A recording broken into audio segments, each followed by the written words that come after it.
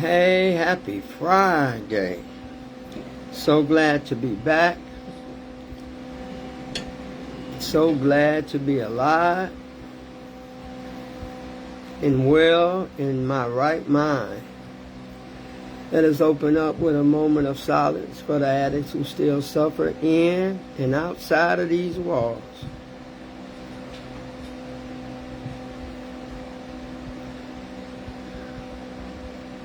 Amen. Okay.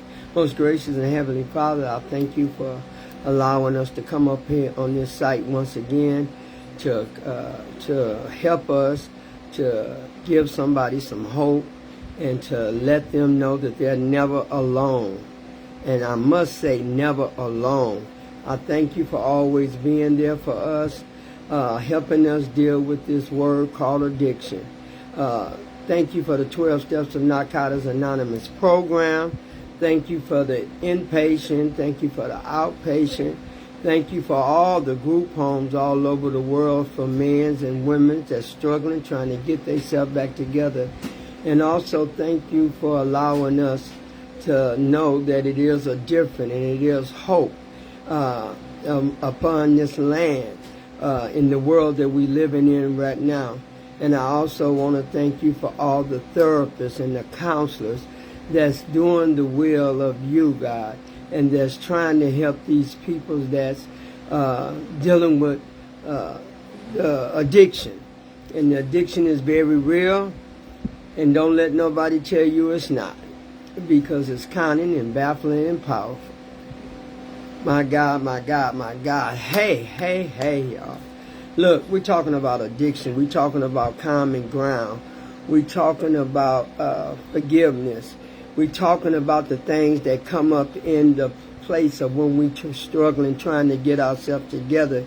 You know, once we admit to God and to ourselves that we have a problem, once we surrender, we know that some change is going to come into your life.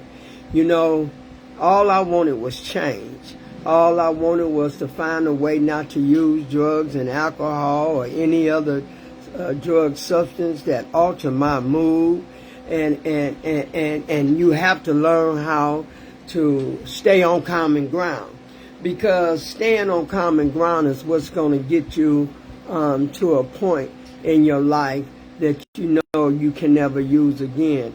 And the one thing that when I went in treatment that I found out that my addiction was way powerful than me. You know, it took me places that I had never been before. It had me desire of things that I never wanted to desire before. It had me hurting people that love me. People think addiction just a selfish thing and that it just deals with us. But addiction hurt everyone that we love around us. And a lot of people, I wanted to give a shout out to the parents and the fathers and mothers and the sisters and brothers or nieces or nephews who lost someone due to overdose, died of using drugs or shooting up or fentanyl or alcohol. You know, this drug of addiction that even when we clean, we still have to work our way through in order to know that we don't have to use no matter what, because some things gonna come up. Some things gonna come up to hurt us. Some things gonna come up on us to shut us out. Things as rejections are gonna come. All different things come into our life when we are dealing with addiction. You know, and the most thing when I tell you about common ground is that you have to reach common ground in order for somebody to know that you are hurting, that you need help, that you can't do this alone, and you can't. Don't let nobody tell you can. I thought I can do it alone. You thought you can do it alone, but no one can do this addiction alone. You know, we have to have people that surround us. We have to go to meetings. We have to get us a sponsor. We have to do some service work. We have to show up at meetings even when we don't want to show up. So my way of dedicating myself to newcomers and to people that's on here, for people that's going to come up here. Hey, LaTanya, how you doing, baby? people that's coming, that's going to go through this addiction. And, when I came in addiction, I didn't know that some of my own kids was going to be fighting the battle of addiction, and I had a son. Today is his birthday, and I was wondering why when I got up, I didn't feel like going nowhere. The spiritual part of your body always lets you know when something is going on with you. And today was his birthday. Today was not his birthday, but today, it was his birthday, because it wasn't his birthday physically, but this was the day that he died. This was the day that I found him asleep and couldn't wake him up. And it's been 10 years, and I miss my son. Sometimes when I want to cry, I have to smile. When nobody knows the pain that you go through because they haven't lost a loved one or they haven't lost a child yet. But if I am so glad that I am hooked up to something that has helped me deal with death better. Because I used to couldn't deal with death. I used to get high when somebody close to me or died, or somebody that I truly love had died. My way to deal with it was getting high. Because getting high, I use every excuse and everything to go get high and disappear and isolate, and depression set in, and I always wanted to hurt myself. I always. And, tonight I wanted to talk about common ground, because we need a common ground. If we don't set ourselves up to have a common ground in our life, we will fail. And because I know how to work the 12 steps to benefit me and you all know too, this is why we still clean. This is why, we have our struggles, and I watch my kids sometimes battle, with the alcohol, the weed, and I don't know what else they do, but I know they do that. And they have to have a process going through what we went through in order for them to realize that at some point in time in your life that you have to stop doing things. Hey, Charlotte, and have to stop doing things. So good to see you at Randy's funeral, and LaTanya. I had a good time. Sad occasion, but we made it a good occasion because she was just that good of a person, and she will surely be missed. So when we come up on this addiction and we are clean, some of us are still struggling, because I get the emails and I get the phone calls.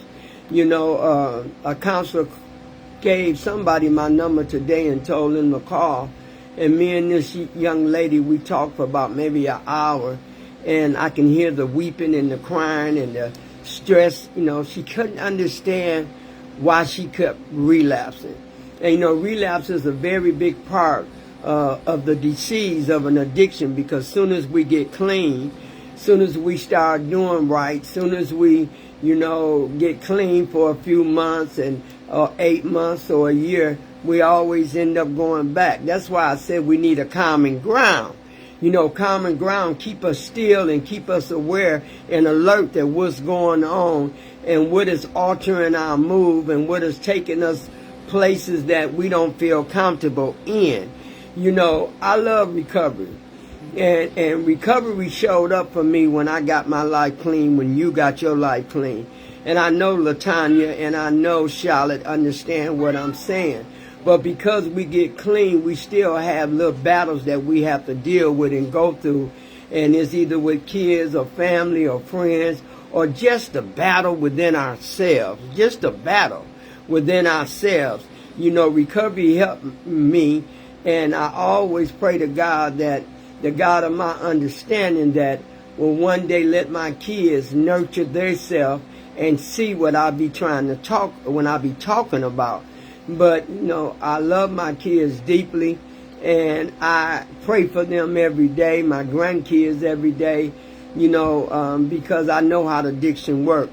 I'm glad I don't have to fit in no more, or go to somewhere that I know I can lose all my clean time. I keep myself on common ground at all times.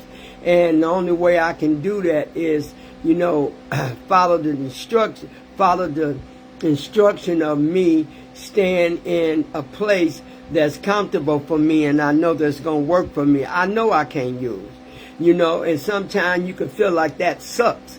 Sometimes people like with the cravings, I don't have the cravings no more. I used to have them a long time ago, every now and then, unless something come up real bad or something come up, and the first thing the enemy want us to do is pick up.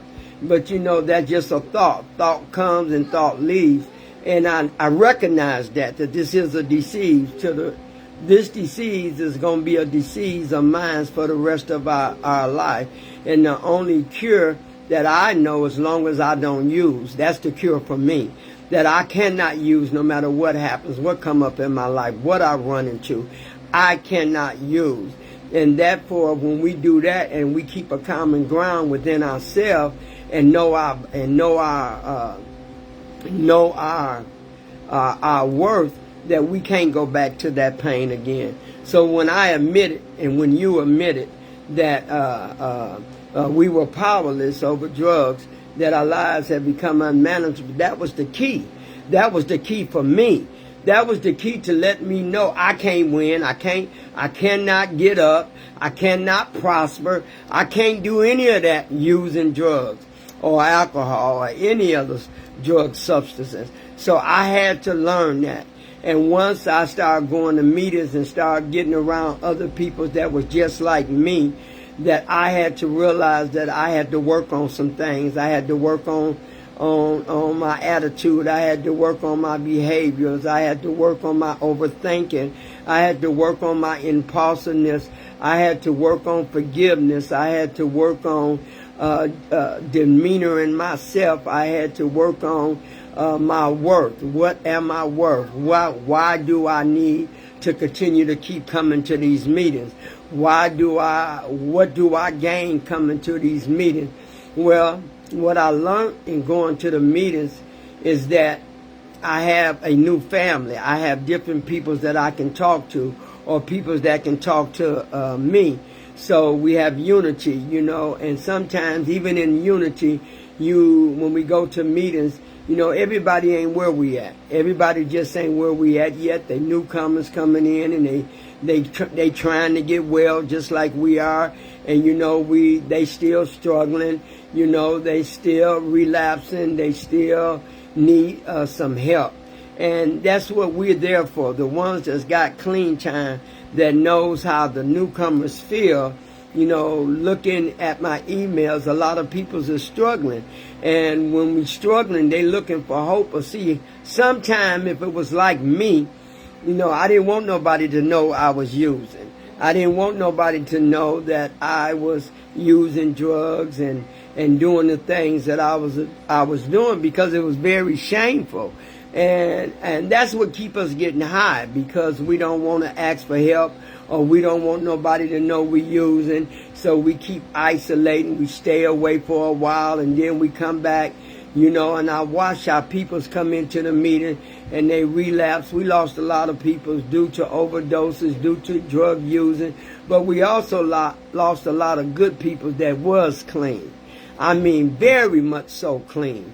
A lot of it was due to when COVID came out, we lost a lot of people. And so common ground we must have in our lives, no matter what situation comes up. Because see, when I made a decision to turn my life and my will over to Him, I had to do something. I had to learn. I had to learn that, that my thinking will get me back to using, because when we was using, we all was on our self-will. We did what we wanted to do, when we wanted to do it. We didn't need no reason. All we know, we wanted to get high and we wanted to use, but now my thinking is different. Now when things come up that I don't like, I have to analyze it. I have to put myself in a situation to know what I cannot do, what I cannot say, because some things are just meant not to say. you know, and I had to learn that even in recovery, even in a room full of recovery people, when everybody ain't on my level or everybody ain't got to where I'm at, I have to still pray for them addicts that haven't reached to where I'm at, you know. So not meaning that I'm better than nobody else, because I never, ever, ever act like I'm better than nobody else. I just love being clean. I just love being true to me. For the first time in my life, I understand that I am worthy of getting everything that I had lost. And the main thing that I had lost was my self-respect to want to live again. You know, the hope shot was gone. You know, I just needed to stop using.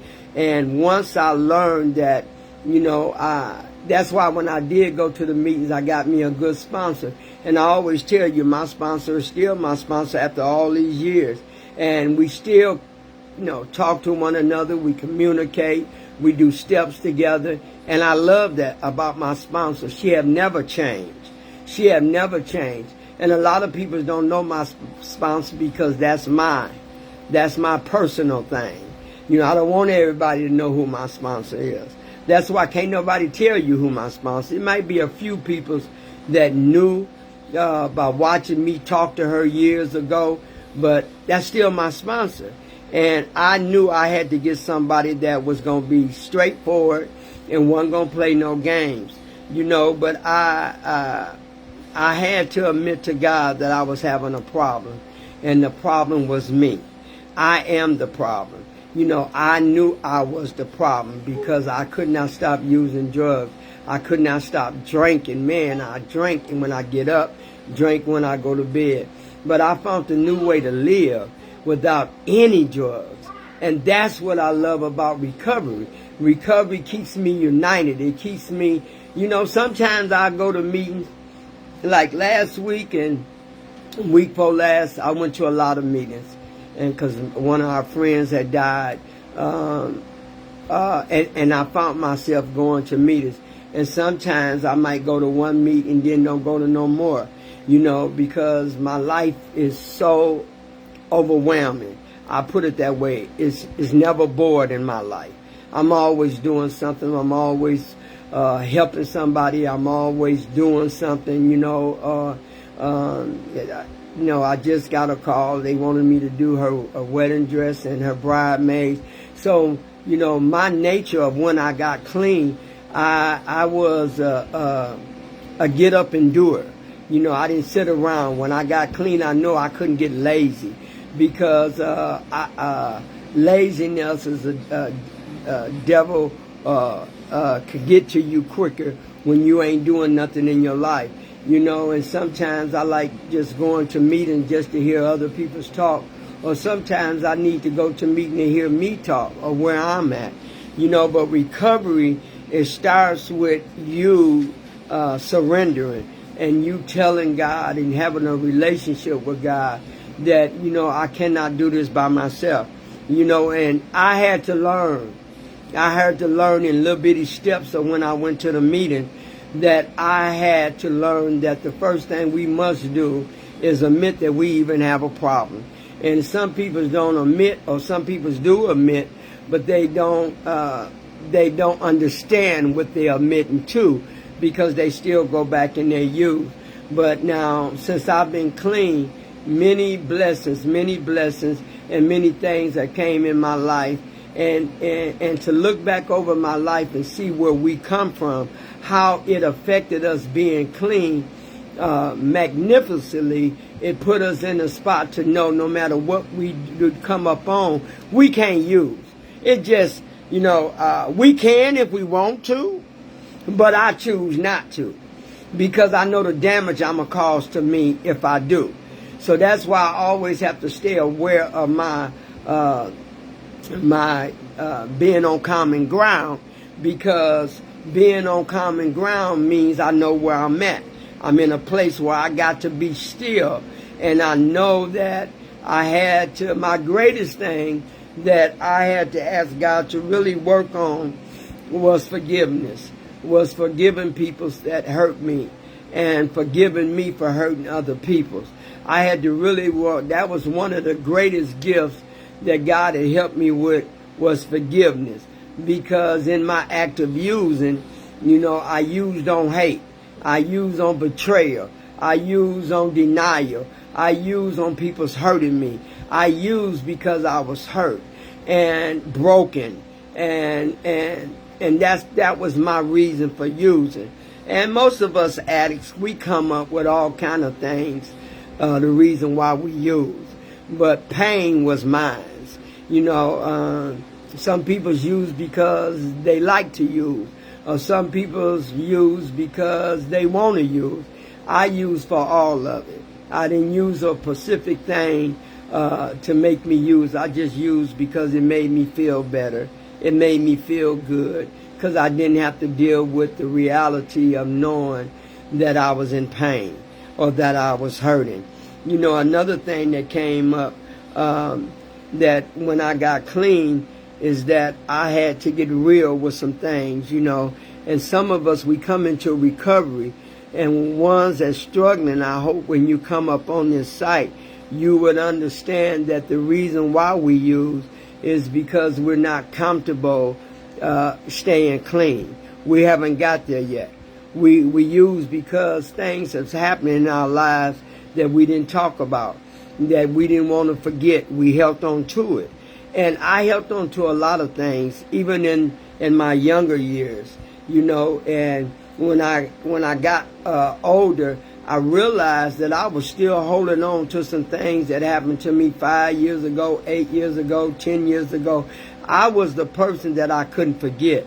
I was the person that acted like I pretended that I was always okay, but inside I was broken. You couldn't see it. It wasn't on my face.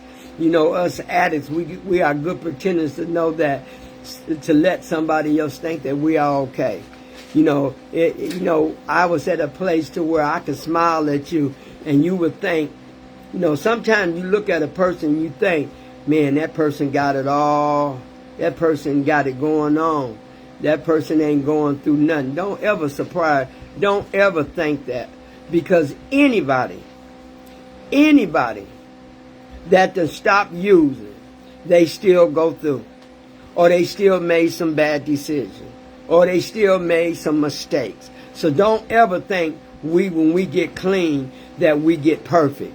No, we just get better and not making all stupid decisions, and we get better by not hurting ourselves. We get better for not pretending no more. And I can only tell you, because this is what it done for me.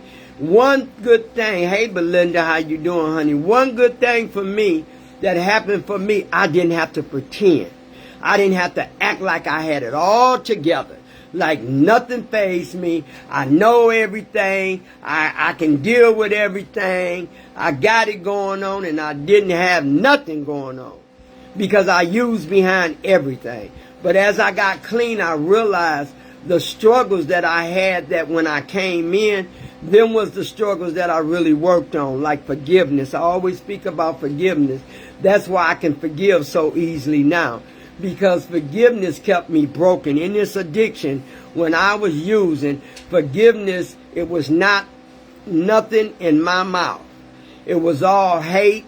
It was all mad. It was all angriness. And that itself kept me using. Bitter about what somebody did to me. Hurt kept me using. So when I came into this program, I didn't just deal with addiction. I didn't just deal with the drug addiction. I deal with all of it. I deal with what made me become addicted to everything. Not just one thing. Addicted to lying, addicted to hiding the way I feel, addicted to pretending like everything was okay, addicted like I was addicted to letting people's hurt me. That was an addiction because I didn't even know how to stop that. I just was, hurt so, when you hurting so bad, you let people come in your life and they ain't right and they hurting you. And we keep them peoples because We need them people. Somehow or another, I thought I needed all the wrong peoples in my life, and I had to realize I didn't need none of them. But at that time, you couldn't tell me that because I was a user. At that time, I just went around people that made me feel good or made me think that I was a nobody. Because a lot of the people that I hung with, they all was addicted peoples. I didn't have no person that was clean. I didn't have peoples in my life. Only person that I knew that was clean in my life was my mom. My mom didn't use. I'm not saying she didn't use when she was younger, because she told me she did drink. And when she drank, she got belligerent, she got funny, or she couldn't remember things. And so she had to stop. But, I have a whole new way of thinking now. I kind of mostly stay to myself. I remember my little daughter asking me, she said, why you don't have company? And I had to think before I answered her that answer to her question. And I had to tell her, because sometimes company, for me, I can get caught up in it. So I keep to myself. I stay in my common space, and I stay where I can be comfortable always with me. Now, I do have friends. I have two best friends. And Blanche, one of them is Blanche. She came up here for Randy's funeral. And then I have Linda Harris. Now, them are my two best friends that I can call my best true friends. And I love it that I understand the difference between real friends and fake friends. Because fake friends don't stay long. But real friends stay forever. And I had to learn the difference between that. So if you got a friend that's truly a friend, I mean in the ugly, the bad, the happy, the sad, if you got a friend like that, you want to hold on to that friend. But if you got a friend, and I got another one, Lorraine. She stays, me and her been friends for almost 34 years. And she's been truly my friend too. So I don't want to, forgive me, God, for that, because her kids grew up with my kids. But in this realm of staying clean, I did not think I could make it. I didn't think that I can stay clean long enough to rejoice and live and see what being clean could do for me. But somehow a God of my understanding came into my life and sent me to the right places. Send me to the right places that I can get clean, that I can get counselors, that I could really talk to, that I didn't have to feel shame, because part of my disease kept me in the atmosphere of always feeling shame and didn't want nobody to know what I was going through, or wanted everybody always to think I had it together. And right now when we get clean, we do things different, we do things better, but sometimes we don't always have it together. All we know is that we don't use. But sometimes we can think rough, sometimes we can play hard on ourselves, sometimes we can beat ourselves up for a decision we made, or way some of our kids talk to us or do us. I done been through all that, because me and my daughter, we got a better relationship now than we ever had. And because that, we don't see each other all the time. She live in a whole nother place. I live in a whole nother place. And we used to bump heads. I remember a couple of years ago when I went down, that's when I had to call my sponsor, because me and my daughter had got into it.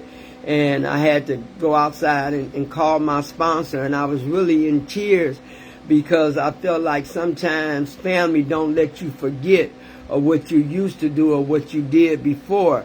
And I mean, it was bad. It was bad, and I went through that clean.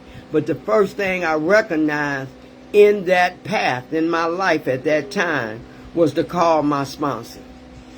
And I called her, and I walked outside. I was in Mississippi. It was hot, and I was struggling.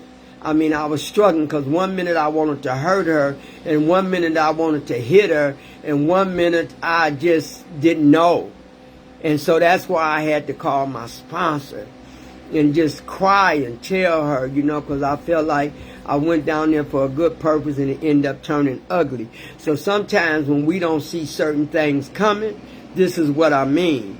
We have to have the strength, and we have to have the common ground to know what we need to do when we get into a place like that. And I promised myself I would never feel that way again, as far as wanting to hurt something that I created or wanted to hit something that I loved. I had to deal with that, and I had to fly back all the way from Mississippi hurt, and then I had to look at it when I came back. What did hurt do for me? Hurt is strengthened me. It strengthened me in the areas where I didn't know that I was still weak in. It strengthened me. I know the only thing I knew I couldn't use. And that was one time in my life. If I thought I could, maybe I would, but I didn't because I can't.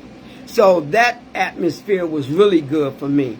But I know for a fact that because we get clean don't mean that we are unreachable and untouchable. That it don't mean that. It means that we have to still go to meetings. We have to still do everything that we did when we came in, because sometimes we don't see certain things coming, and people don't realize that. And that's what get us up in the uproar and all that, because we didn't see that coming.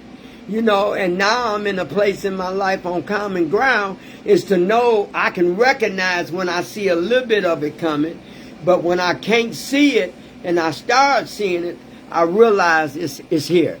So I need to do some change. And with my son, I still pray for him because he still drinks.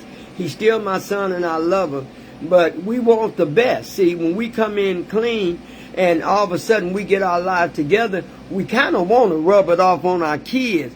But you have to realize that they have to go through a process like I did. And my grandbabies, but coming in here into this program of an unknown program, I was very scared. And I was very alone. Because when I went into treatment, the only person I know that was with me was the God of my understanding. I was alone when I walked up through that door and didn't know what was going on. And I was very fearful. So when people say, oh, call this number if you have a problem with drugs and alcohol, and they make it seem like it's so easy. But you know how many times I heard them commercials, how many times I read something about that, and I didn't want to call, and I didn't call, and I couldn't call because I didn't want the shame to be seen. And so then once I came into treatment, that was the part of the plan.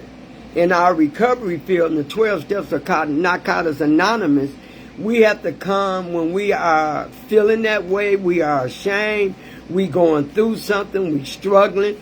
That's when we still have to have our sponsors and our meetings, and and I even hesitated to call my sponsor at some time. But see, when you ask for a sponsor, you have to know what that means to have a sponsor, because having a sponsor means that you are connected to somebody that's got a little more wisdom than you have coming in. And that's why I'm so grateful that I still have my sponsor. Using I can't use. It ain't been an option. I just can't use. I used to tell people using is an option. No, it ain't. I know I can't use. I know I can pick up at any given time if I want to, if I change my mind, but I don't want to, because I know what's going to come behind that. I just have to deal with everything on life term. I have to deal with it even when I don't want to deal with it. But in recovery, I found some peace. And that was something that I didn't have a long, long time. I didn't know what peace was about. Because I always was using, I always was high, I always wasn't in my right mind. And I didn't know what peace was about, because isolating ain't peace. Peace means when you ain't using, when you thanking God for everything that He has done for you, and you found a new way to live without the drugs and the alcohol. See, can't nothing make me use no more. You know, when you done went through the death of yours, losing a son, your mother and family members, and you made it through, it was only through the grace of God. As I understand my God, I wasn't going there. You know, and I realized in recovery is a big thing for me. It's staying connected. It's being a part of. It's being totally honest with myself. And being honest with yourself can help another individual. Still going to a meeting to see newcomers every now and then. You know, some people say, well, I don't go to all the meetings like I used to. Yeah, you know, sometimes they don't see me for a couple of months. You know, because I go to other outside meetings, you know. But I never not went to a meeting. Only time I couldn't go to a meeting when I had the E. coli going through my body. And I really wanted to go to a meeting when I was sick. And I remember thinking that in recovery, I remember being clean and still feeling pain, but not have to use and couldn't use with this kind of pain. See, when you get clean and all of a sudden you get sick, or all of a sudden something happened to you and you in pain.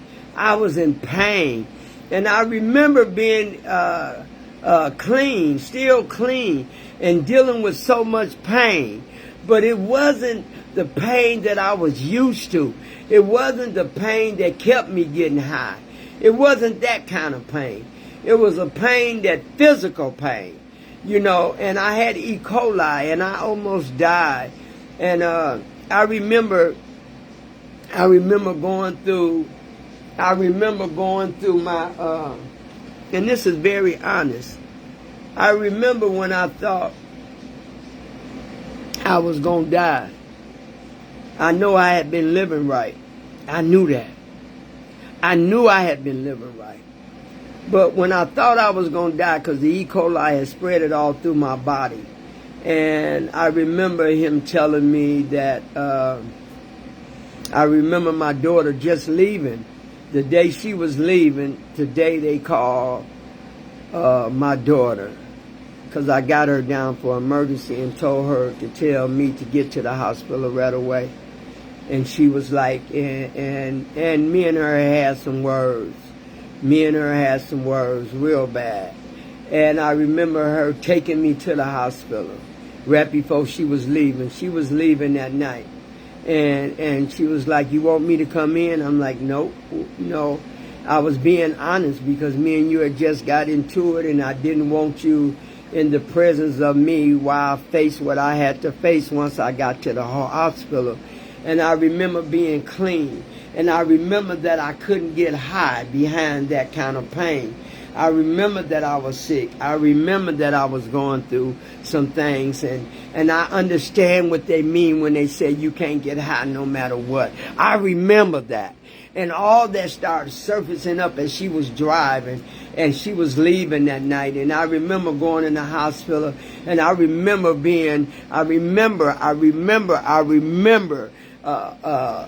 I can't use. No matter, I just can't use. I had to keep standing on solid ground to tell myself, now I'm finna go into other known place. All I know is that now I done deal with cancer, I done beat that. I done deal with diabetes, I done beat that. I had been shot in my face with a .357, I beat that. And now you telling me I got to get to the hospital right away. So when I go in and, and they put me right in the hospital. And that E. coli was going all through my body. And I had to pick it up because everything I washed when I came home was clean. So I had to pick up that E. coli probably from the hospital when I was in the hospital. Because everybody know when I cook, I thorough wash and clean. And I remember I was so sick. And I remember staying in there 14 days. And I remember when I came home, I was still sick. And I remember going through my closet. Clean. Going through my closet. In case this was it. If this was the time I was finna leave this world. Hey, auntie, I remember going through my closet and going through all the wills and all my paperwork and making sure everything was in order. And I remember giving away my jewelry to my son, to my daughter. I remember doing all that clean, you know, because I was ready. I had fought a good fight. I was ready. And I told God, I'm ready. Because I did. I got a chance to see what happiness was being clean. I got a chance to release all the bondage that I was carrying, all that garbage that I had been carrying all them years. I was clean, and I didn't hate nobody. I was amazed that I found forgiveness as a big piece of a thing in my life, because I held on to a hate for so long and carried that until it crippled me. And I had to learn how to deal with forgiveness. I had to. Some people can do it. I couldn't. I was one of them people that you was a part of my wreckage. You was a part of my past that came into the present. So when I thought I was finna leave here, I started giving away. And I realized in this precious moment in time, jewelry wasn't nothing. I couldn't take it with me. And I realized in this being clean that forgiveness played a big part of me being clean. And I remember giving everything away. And I remember writing letters to my daughter and one to my son. I remember that. Because my other son had passed away. I remember that. I remember them writing down what I want done when I leave this world. I remember that. I remember taking my time and crying and telling God, you still been good to me, in spite of what I'm going through, but I'm clean. I ain't used, I ain't picked up. And I remember going to the hospital, and before I got out, they wanted to give me all these pain pills. I'm like, I'm recovered. I can't take all that. I can't. If I'm going, I can take some Tylenol, I can do all that. But I was very serious about my recovery, because I knew God had took me through a lot of things that y'all didn't know nothing about. I had cancer. I had a new kidney transplant. I had been shot. I mean, I just was, when they talk about 9 lives, maybe I had more than that, because I know I done been through some stuff.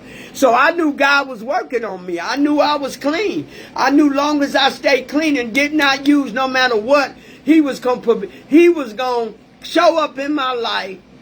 But at this time, being clean, I didn't have that.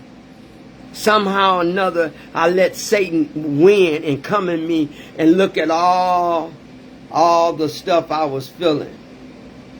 Okay, I'm finna leave here, so let me write this letter.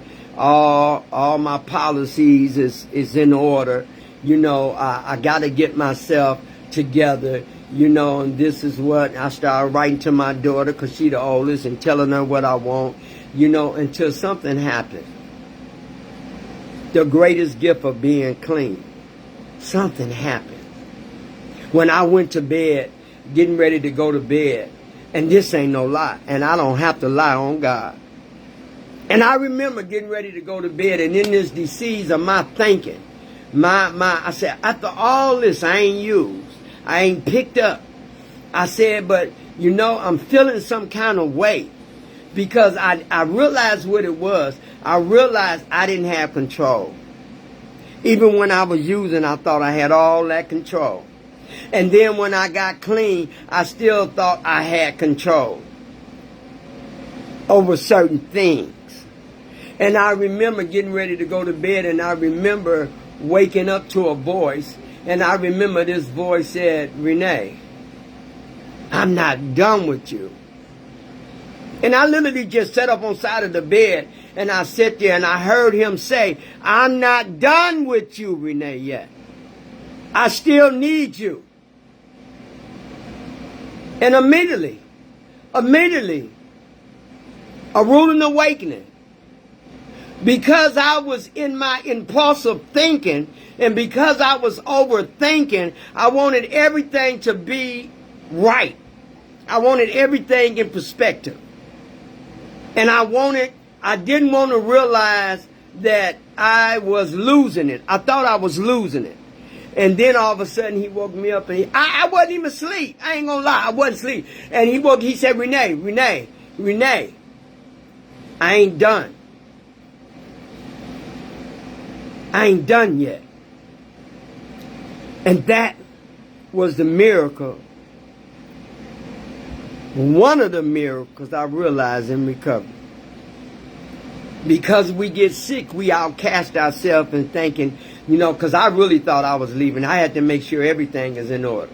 Because I always tell my daughter, when I leave here, girl, everything is in order. Y'all don't have to do nothing but dress me. And I bet not look ugly. And I better have on some of my jewelry. And I better have a smile on my face. And my daughter said, Mama, I don't want to talk about it. We don't talk about it. How you going to know what I want? I want my last will to be what I want. And so now we can talk about that. Now my son and I can talk about that. Because that's my last will. But honey, through the midst of being clean, can't nobody tell me we won't go through nothing. Because I done had cancer. I done went through I wanted to say congratulations to LaTanya. Because she went through cancer, 3-stage cancer. And my baby looks good and walking around like ain't nothing even hurt her. But we don't know what she went through. We don't know. We do not know. I know I came into a place to love who I am. I come a place to enjoy what I do. I come to a place I don't have to falsify or act like I'm happy. I'm truly happy. I'm truly in the midst of loving me and knowing that he ain't done with me yet. That was a privilege for him to tell me that, because that woke me up. That let me know I had let Satan get in and just take over. Until he said, all he had to say, Renee, I ain't done with you yet. That was good enough for me. So I had walked this recovery line very well. Because I love recovery. No, I don't hang with a lot of people. I don't. I don't have a certain clique. I don't. I stay to myself. But it's people that I love, that I know that love me back. And there's some that put up with me, but they can't say they love me. But I got genuine people in recovery that love me for who I am. And it's the best feeling in the world, because I ain't had to buy you. I ain't had to give you nothing. I ain't had to pretend that I liked you. I ain't had to pretend that I want you to be. I ain't had to do none of that. I just walk a life of recovery, and it shines on me. You come into recovery to get well, to get better. You don't come into recovery to get perfect, because you would never be perfect. I wasn't perfect when I was using. I wasn't perfect when I was using. And I'm sure ain't perfect while I'm clean. And some of the things that I tell you, and I'm glad I do say, is because people go through things even being clean. And then I tell the newcomers, it wasn't always that easy for us. We had to gain some knowledge, and the will to change, and the will to be open, and the will to let go, and the will to tell the truth and always know our worth.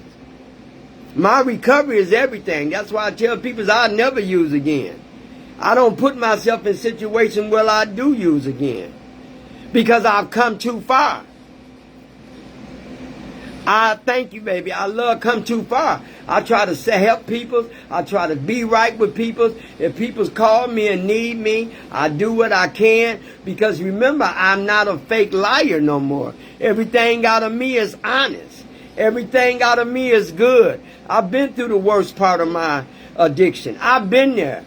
I know what it is to be down. I know what it is to be broken. I know what it is to be hopeless. I know what it is to feel like that don't nobody love me. I know that feeling. But today, if don't nobody love me, I love me. And it took me a long time to get a chance to say that to anybody. It took me a long time to know my own worth. I love being clean. The greatest gift that God gave me was to acknowledge that I had to surrender. I had to surrender because I was so broken. People's walked over me. People's used me. I always tell y'all, When we are users, we get used. Hey, and that's the honest to God truth. When we are using, we got used. People used us, played us, and the most of all, we used ourselves, we played ourselves, we lied to ourselves, we pretended to ourselves. But when you get clean, and you know that you work in a program, and you know that you stay in your books, and you know that I don't have to please somebody else in recovery. I don't even look forward to that. I just look to being real for me. For the first time in my whole life, I've learned how to be real. I learned how to be honest. I still can be boisterous in an honest way. I don't have to I don't have to get mean and angry and yell. That's one good thing I love about me. I don't have to do that no more. I used to have to make sure I made a point. I ain't got to do that no more. I ain't got to people please no more. Because if you're going to like me, you're going to see the good in me and you're going to like me. But if you don't, then that's on you. Because I spend my life nurturing. When we come into recovery, this disease of recovery, we'll come in there looking for things that we think that we going to find. And like I didn't go in recovery to find a boyfriend. I went in recovery because I was broke. I went in recovery because I was messed up. And I went into a recovery for a relief of how I can stay clean. Because me using was messing everything up. And I'm so glad that God used me. The God of my understanding used me where my kids could see the light in me. They see the change in me now. Because things that used to upset me, it don't bother me no more. Not since I know the phone can hang up. I ain't got to pick it up and then feed into. I don't do that. If if something finna go the wrong way, okay, I'm finna go. I'll talk to you later. See, I ain't gotta be that old Renee no more. I ain't broken. I ain't broken. You ain't broken. Charlotte ain't broken. LaWanda ain't broken. Belinda, you ain't broken. Sometimes we make mistakes. And like a girl told me, sometimes we relapse. Just so happened I haven't got to that point, and I don't want to get to that point. But people do relapse. But people's relapse sometimes may take them to the rest of their life being clean. We don't know what time that is. We don't know that. But I ain't gonna never down a person that relapse. I ain't gonna never down, because if I down you and you relapse, then that means I think I'm better than you. I think I'm all that. No, I'm one hit away just like you.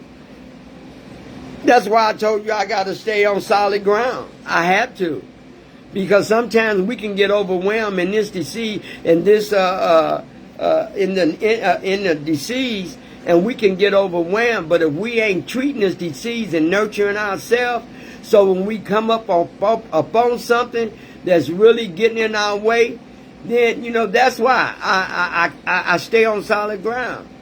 I had to. The spiritual side and the NA side. I need both of them. I can't wheel from one and go and stop doing another. I just can't. My recovery is everything to me because it has blessed me so much. And it has showed me that I never have to give up on myself no matter what happens. I'm always in the eyes of my high Father, who I choose to call God. He's the only one that I know that will love me to the end, other than my kids. Even though I had some issues with my kids, I done passed that. I done passed that. I can't. If y'all want to hold on to some stuff, I'm sorry. I can't hold on to it no more, because holding on to stuff, that old stuff, made me get high and kept me getting high. That's why I told you I love forgiveness, and the first person I learned how to forgive was me. I had to be the biggest forgiver when it came to me, so I can learn how to forgive somebody else. I love this program. What has the program done for me? This disease of an addiction, this disease didn't let me know how good it can feel to walk into a room, even at a bypass. Not pass, but even at the pass of my friend, to see Charlotte and to see all my friends I hadn't seen in years and years, to see them made me feel so good to know that I was still around, to see all my friends. And we talking about ones we used to hang together, the ones I used to help, the ones that we used to talk about everything. To see that, I know that Randy, our friend, would have been proud of us. I know that. To see my friend Blanche, to see, I just was so enlightened when I saw her, because me and her used to talk and we used to do things, and we had the women's high steppers, and we, it was, back then was genuine and good. Genuine. And to see her and to see all my friends, and they was clean, and we was all letting Randy know that where she's at, we're trying to get to, we will get to, as long as we stay clean and stay focused. I ain't even no trying. I live a better life than I ever lived. I live a life to where if he take me today, I'm ready. I ain't confused. I ain't scared, but I'm ready. Because everything that God gave me, I asked for. And he even give us our wants. He even give us our needs. And he don't even have to do that. But he that type of God that will do that. So when I tell you that recovery is the best thing that ever happened to me, no lie. Because it changed all the worst things in me. It brought out the best in me. Because I didn't even like me. I pretended that I liked me. Dress up, lie, and cover clothes. But now I don't have to do that. I do not have to do that. Everything is real. And I didn't know how real things can get when you get clean. Because when you let a God of your understanding come into your life, he will give you love where love wasn't there. He'll give you possibilities when you didn't see it. He'll show you your worth when you didn't know it. He'll give you some peace when you didn't have it. He'll love you when don't nobody else love you. He will help you when don't nobody else help you. He will hold you when don't nobody else hold you. He will hold you. And see, I know this man because I talk to this man and I deal with God of my understanding every day. I talk to him every day to keep myself grounded and to let him know, thank you for not letting me use. I ain't gonna never use. I damaged my life once, and I will not damage my life again. He gave me some hope. He gave me some truth. He gave me some worth. He gave me some joy. He restored this mind of mine. He restored the spiritual part of mine, and for that I'm grateful. For that I am so grateful. When I look in my life and I see where I used to be and where some people can't even see where they used to be. Some of my friends can't see where they used to be because they're not here. So I thank God to, in Christmas Day I will see 65, which I never. God is my witness as I understand him, never thought I would see 65. But I had to learn this gift of life when you come into treatment that nothing is impossible and that everything is worth staying clean for.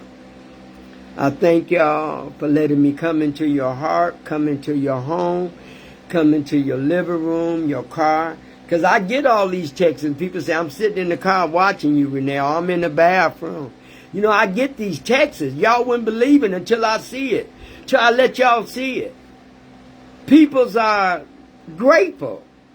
A lot of them tells me, Renee, keep it going, which I'm going to do it anyway. But a lot of them tell me that. Because somebody on here going to scroll that's going through using drugs and alcohol and heroin and fentanyl and popping pills. You're going to get it one day.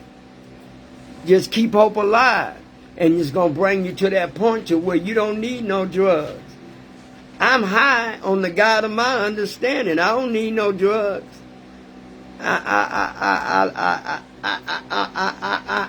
high on the God of my understanding. I'm naturally high. And for that I'm grateful. I don't need nothing. Do I Blanche? Or do I Latanya? Or do I Charlotte? We don't need nothing. We just need a God of our understanding to stay in our life and for us to keep him in our lives. So y'all, thank y'all. Thank y'all, because y'all could have been doing something different. But if you choose to spend this half an hour, 15, 10 hour with me, I thank you for that. I thank me for letting me hear me. I thank God for all the possibilities in our lives. May he keep y'all and bless y'all. May you know your worth. May you stay hooked up to something. May you always know your worth and stay in your common ground.